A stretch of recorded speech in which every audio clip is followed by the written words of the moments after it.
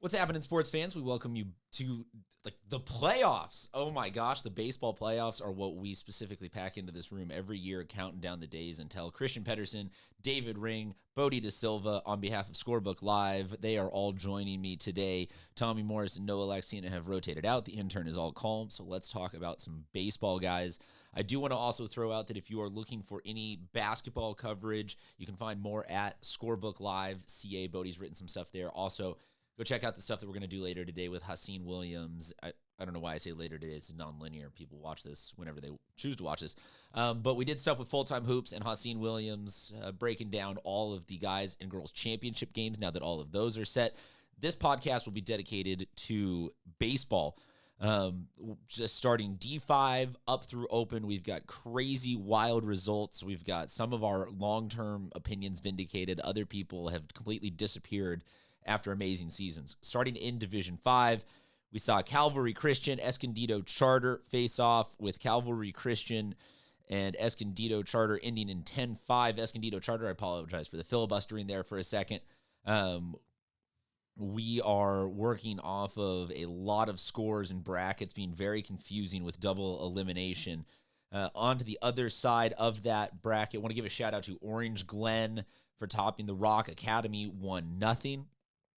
Hoover beating Pacific Ridge. So we've got Hoover taking on Pack Ridge 7-0 over Hoover. So next round we got Pack Ridge, Rock Academy, Calvary Christian, and Calvin Christian all matching up.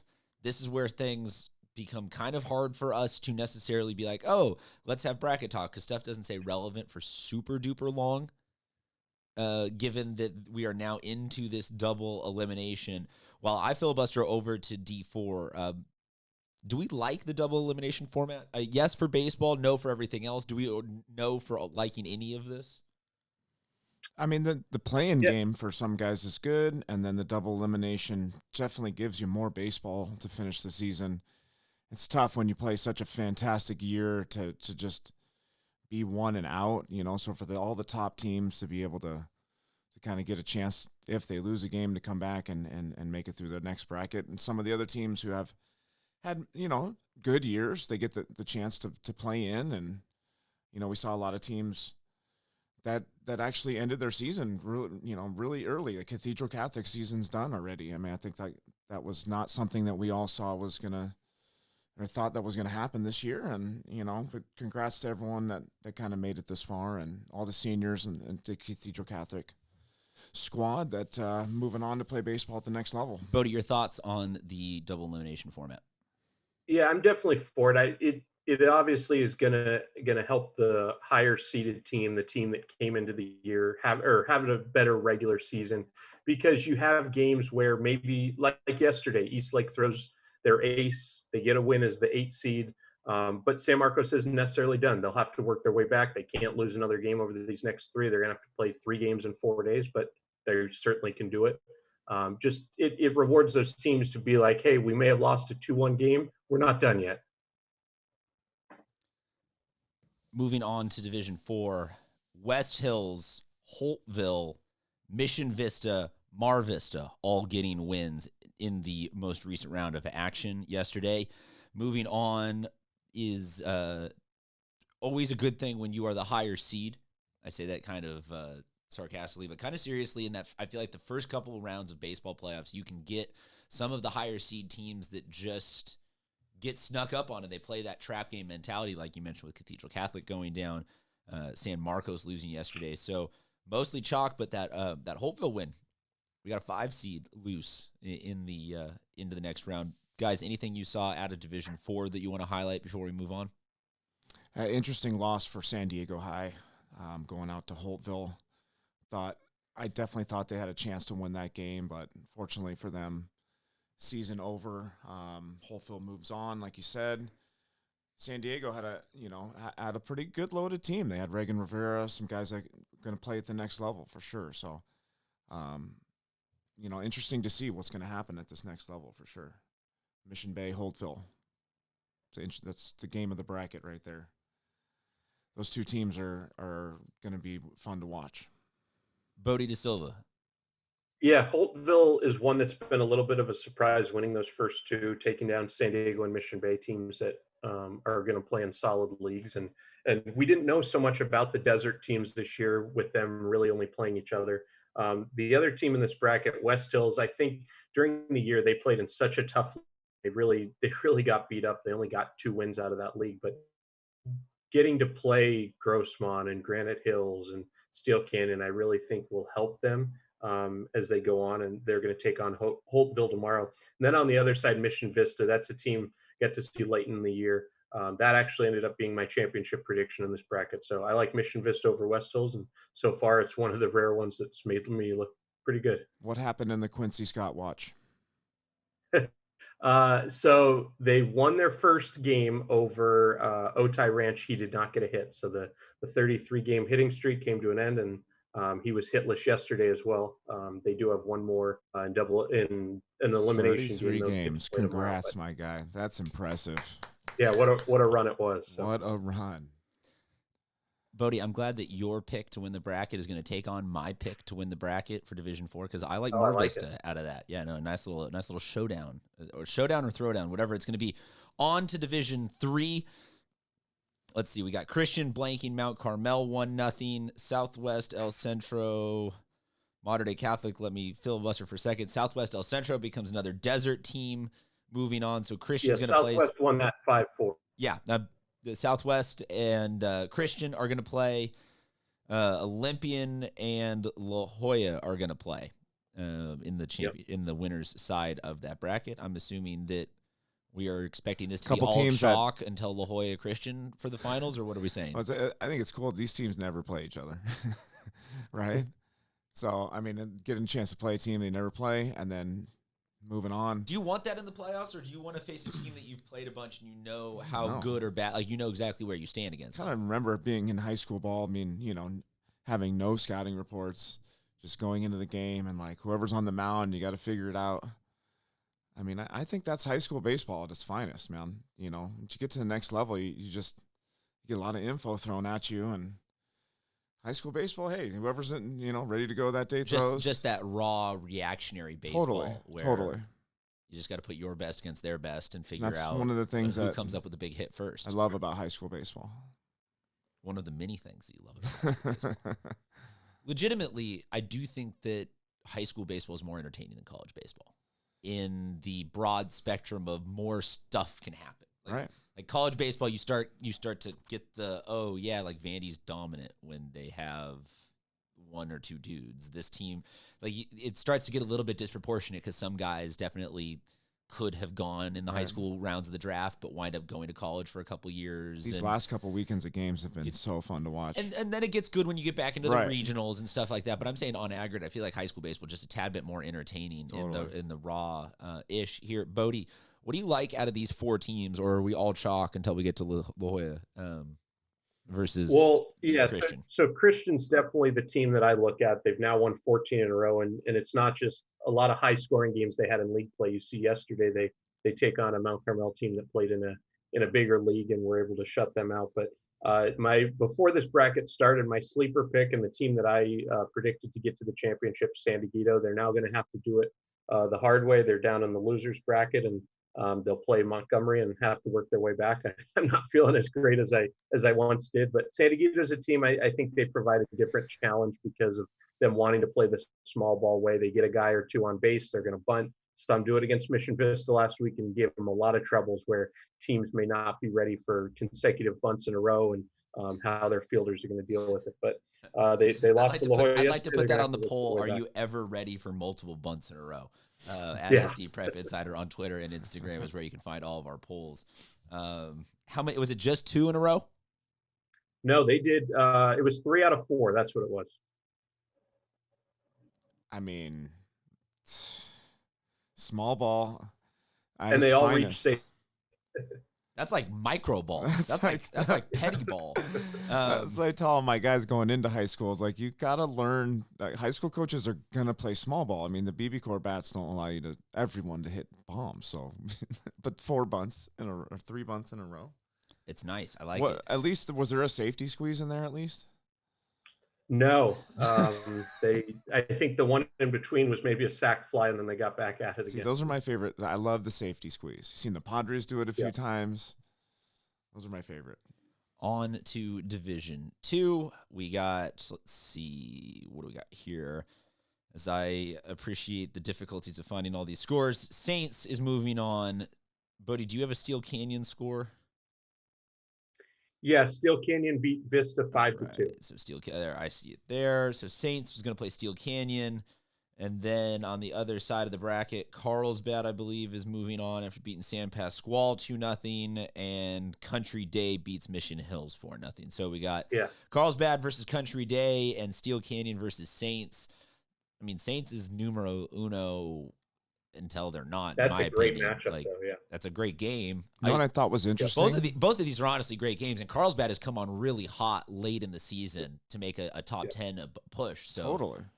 There's a team in this bracket that I don't see. Del Norte had 19 wins, and they're not in the bracket, right? I just think something's got to change with how they do things, you know, as far as like, you know, they had a really good season, but, you know, to go back to the bracket, I think this, Carlsbad Country Day game is going to be really, really interesting. You know, Country Day lost Ben Pajak to a broken bone in his hand, I think. So he's out. So the Country Days, the hitters got to pick up the slack for him, and he was one of their better pitchers. So right now, I think Carlsbad does have the edge in that sense. But I do think this is one of the most interesting matchups of the year. You know, North County versus kind of whatever you call the West, the 52, the 52. I call it like the city. North County versus Central City. Like the 52 divides us. Yeah. La Jolla Country Day has always been the one where I don't think it's obviously not a North County school, but it's never fit into a specific mold of what it exactly is. It's right. It is what its conference is. It's a coastal school. There you go. Yep. It's a coastal school. Bodie, are we gonna get an all purple final? Yeah, so I predicted Carlsbad over Steel Canyon. So we'll see. Saints didn't play ending there. They did pick up a win over Claremont, but Steel Canyon's a team that obviously they use the power rankings this year. I just think that they're better than their 4 seed. So they'll get that opportunity against Saints tomorrow. And at this point, Carlsbad is looking really good. And that would be fun to had see. More pitchers step up where it just puts an ease on the offense there, not having to pick up such a big load of, maybe we only have 1 or 2 pitchers, and on those off days. Can you imagine Granados versus the Carlsbad's number 1? What I can't remember off the top of my head. I can't remember his name again. Finn McElroy. Finn, that's right. Sebastian Granados versus McElroy. That'd be a really cool matchup. Finn's got a chooch. That would be fun. Finn McElroy might have the best arm in San Diego right now. Yes. And Granados is a freaking cannon, too. He's up to like 92, 93. Yeah. He's shortstop. Like, what do you describe as being a better arm? Someone that from 60 feet can throw it like 100 miles an hour, or someone that just from the outfield can put it on a dot like with decently impressive velocity? What I know is impressive is when you're charging a ground ball and you catch it at third base and you have to throw it across your body to second base like Machado did. And I was at that game. I was looking right down the line. How about Pete Alonso's throw a couple of days ago from first where he spiked it? And then you just see him mouth. That reminds me of like John Lester. That's like a John Lester throw, a pickoff throw to first. This will date me, but one of my favorite Sports Center not top 10s is the Matt Garza from the Cubs. When he goes to field the bunt and he ends up throwing it 15 rows deep into the bleachers, which I'm thinking about it now wouldn't be a thing anymore. Because of the nets up everywhere. Yeah. I'm curious, is that, Bodie, I'm sorry everyone for the segue into Major League Baseball rule talk for a second here, but is that if a pitcher overthrows it and it hits the net, is that an automatic base? Does that count as out of play? Yeah, it's the same thing. Yeah, it does? I think so. Yeah, I'm trying to think the last time I saw it. So many times I've seen it with no one on base, obviously, so then it just goes as a ball, but that's a good one. All right, so on to the Division I playoffs. We've got Granite Hills and Westview advancing to take each other on. And then let's see, Poway and Point Loma, I believe, were the other 2. Point Loma topping Helix, Poway topping Madison. I mean, 1, 2, 3, 4 straight across, still in the winner's bracket, and you can make a feasible case for how each one of these 4 teams winds up winning a championship, but I still like Point Loma out of all of this. And Poway's interesting. They came out hitting the ball yesterday. Dawson Pluta. Some guys hit the ball hard yesterday, you know? I mean, I think this is – and then Westview's staying hot right now, right? So, like, they've got to – who they got to match up against? Is that Classical? They played Classical. They will now play Granite. They played Granite. So, so it's Westview Granite. I mean, goodness gracious. I think these are some really cool games that we get into because now we're looking at some teams with lots of hitters and like Granite Hills, Austin Smith has been crushing the ball this year. Darren Cho for Westview. Some teams with lots. I think that's going to be really interesting. Wow, Cathedral, Bonita. Wow, I mean, what an interesting season this has been. Just looking at these brackets, like this could have gone so many different ways to start. My bracket was busted day one easily. Well, it's a good thing we didn't make any of them public because you can always take the pencil and redo it. Bodie, to me, the team that we've seen the most of this season has probably been Point Loma, just because of dramatic walk-offs. But Granite has also been a top 10 seeded team. Westview and Poway, though, kind of like Carlsbad, more and more people just started coming out as the season went on. Any case for them to still be in the dry, to be potential championship winners, or is this going to be 1-2 in the final? Yeah, so I actually when I filed these predictions earlier in the week, I took what was my champion there. So they, unfortunately for them, they lost 2 out of 3 to Poway in league, so that cost them the 3 seed, pushed them down to the 4 seed. They played well in league. They got swept by Rancho Bernardo and lost each game by 1 run. So I knew they're there all year. They're really close. I just figured come playoff time, really senior heavy lineup, that this would be their time. So they took care of Classical. It's going to be a huge game for them at Granite tomorrow. Really tough tests there, but if they can get that done, I have Westview over Point Loma, and that would be a final I would love to see. On to the Open Division Championship round, where we saw some absolute anarchy yesterday with the number 8 Eastlake beating San Marcos. I want to make sure I got this right, that Sage Creek beat Torrey Pines. Yes, correct, Bodie? 4-3. Correct. Nice. Yeah, your bros getting it done. Bros getting it done. Grossmont over LCC 7-5, and then Rancho Bernardo and Santana 5-3. So we've got Santana versus Grossmont, and then Sage Creek versus Eastlake. So one side of this, basically all of this, I mean, embroiled in upsets. We knew Santana was good, though. I mean, we knew this going in. Let's get a couple things that we knew straight. We knew that Sage Creek was good. It's true. Some of us knew that Santana was good. And RB pitched their ace too. So this is going to be interesting now. RB's going to have to dig themselves out a little bit. I mean, I'm personally, I shout out to Grossmont. I mean, I think we have a new leader in the county in home runs. Yep. Isaiah Gomez is 14th of the year. 14 now. So, I mean, I had to slip a little Dave Stingers in there for the people.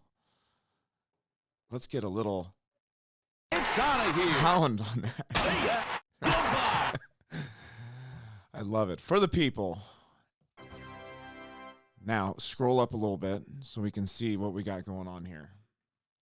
San Marcos Eastlake. Let's talk about that for a second. Yes. Because we had wondered, does Eastlake, at that 9 seed, a.k.a. the 1 in the D1, just tear through everybody? Are they for real? They've just lost some clutch games because a couple of them have been literal last inning walk-offs from Grossmont that, that can be a coin toss sometimes. And they came out and kind of showed that they are not a down year Eastlake. They are still very much the real deal Eastlake. They are the team that when you condense the season down into got to win this at bat by at bat, they can get it done. So 2-1. Well, Gallegos is going to get them ready for playoff baseball, whether they struggled or not during the year. I mean, they've got one of the best coaches, one of the winningest coaches in San Diego. Ray Sabluski, if you look on Bodie's page on Twitter at SD Preps, he posted Ray Sabluski 7 innings, 2 hits, 1 run, 9 Ks. I mean, and that's against a San Marcos offense that's heavy. Was missing Kyle Harvey yesterday, which is an interesting subtraction from the lineup. And what I do think is going to happen is Eastlake is going to continue to play tough, and San Marcos is going to bounce back. But after that game yesterday, if you look on Bodie's page, the game ended in a really, really weird way. It was strike 3 on a ball that looked away, down, at the shins. I mean, go take a look for yourself. To me, that was a huge momentum boost for Eastlake. See if they can ride that out. I mean, what did you think, Bodie? You were there in action. Yeah, I mean, Eastlake, I wasn't sure what to think because I saw him earlier in the year, some tough losses to Grossmont, getting walked off at the same time, by same team 3 times. And then in league play, Benita grabbed both games from them and they dropped their finale against Montgomery. So I really wasn't sure what to think. They barely snuck in here, and Ray came out and he was ready to throw and really gave up a solo home run in the first inning, and from then on, 1 hit the rest of the game. He did hit a batter to lead off the 7th, and then went double play strikeout to end it. So it's not a team you want to see in playoff time. I talked to Ray about that after the game, just knowing how much experience all these guys have. They're always in the open division. They're always playing multiple games. None of this environment new to them. And big game, Ray. Definitely. Yeah, I mean, they'll have to play every game on the road, but I mean, big game, Ray. This next round. Yeah, who doesn't have that ring? Round game. What's that? Keep going. No, this next round game at Sage Creek. What a battle that will be. That's the winner of that one to get their Saturday off and to advance, jump ahead to Tuesday. That's a huge thing in the brackets. Can I just say that to me, Sage Creek Eastlake feels like the new kids on the block coming for the current popular group. Like Eastlake has been there and done that and been the school name synonymous with baseball success in San Diego for the past, 15 years? Yeah. Give or take. Yeah. It's been almost a 2-decade. Yeah. It's been a 2-decade-ish run where Eastlake has just been an understood authority in high school baseball. This win right here could, for Sage Creek, signal a changing of the guards. That Sage Creek becomes something that is now a bona fide. Because we were talking about how quickly they just made it here to open division. Now, if they're in open division beating teams that know how to win in open division, that feels like not an illegitimate, like this isn't some Cinderella sweetheart team with one group of kids, like one senior class is leading it. This is continued success on now a 5 to 6 year run. And I would love to see that end up happening just out of the drama that plays out, because there's a couple of freshmen right now starting on Eastlake's side. Like that to me could be a 4-year, battle of a North County team versus away Southeast team. Like this could be a very fun rivalry to get going for the losers bracket in this bracket. Look at the games that are being played in the losers bracket here. Yeah. So LCC Rancho Bernardo and then Torrey San Marcos. Torrey San Marcos. Okay. That's good in any sport. Like you put Torrey in except maybe lacrosse. Do you think Carson Williams is like, it's time. It's time for me to throw a CG today? I think he just like rips off the Superman. The Superman comes out and he's like, I got this today, guys.